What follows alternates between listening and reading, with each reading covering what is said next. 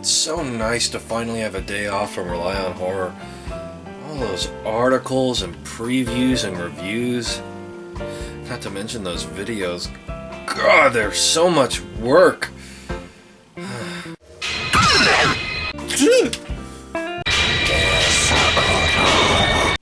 Listen, I'm taking the day off. I don't want to do any this week. I just want to take a break and enjoy video games. What if I got a friend to do the voiceover for this week's episode? Would that be okay?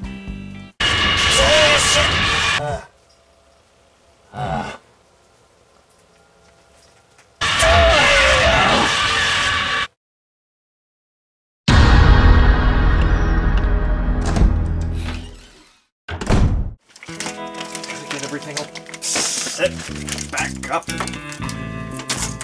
Hello again and welcome back to the show. And we're going to be doing something a little bit different this week. I've gotten my good friend CJ Melendez, who's editor-in-chief at RelyOnHorror.com, to fill in for me this week talking about Metal Gear Solid 5, The Phantom Pain. Yeah. So without further ado, take it away, CJ! By which, I mean, play the audio clip you sent me. Perhaps the biggest factor that makes Metal Gear Solid 5 an honorable mention in horror is the massive tease within for Kojima Productions' next planned game, Silent Hills. Mission 22 sends Venom Snake to a facility called the Devil's House. On his way there is a series of nods to the studio's own PT and the Silent Hill series. Stepping into this mission for the first time and watching the ties to PT unfold was a bittersweet feeling, as this mission was a clear, "Get ready guys, we're making a Silent Hill game," message from Kojima Productions. The fog rolled in, the ambiance changed, and odd messages could be heard on outpost radios. Direct recordings from PT itself can be found as well, talking of murder and mumbling in different languages. 2048. 2048.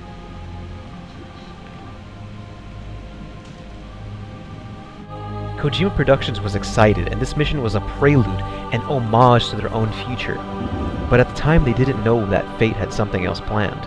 Hit the lever!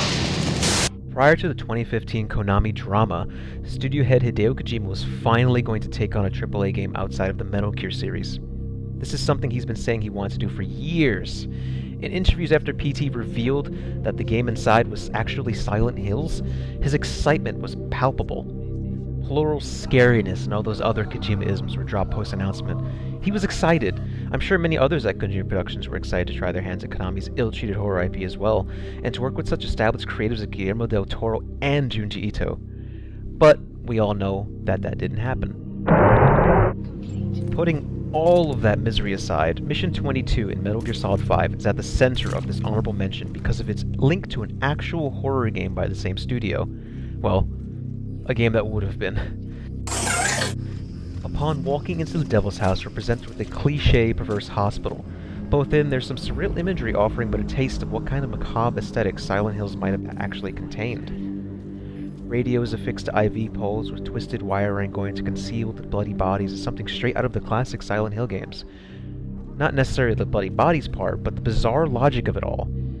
The Silent Hill series has excelled in bizarre imagery, twisted artistic renditions of things that don't quite make sense but linger in your mind for hours as a result. Mission 22 concludes with a surprise visit from the Man on Fire, a spooky entity in itself that enters the Devil's House and burns it all away, removing its horrors from the world as if they never existed.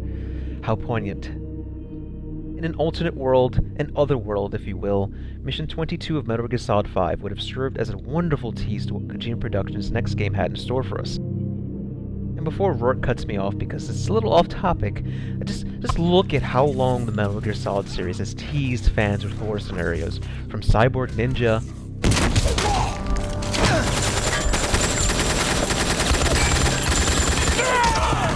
Vamp, Psycho Mantis, The Sorrow, and this.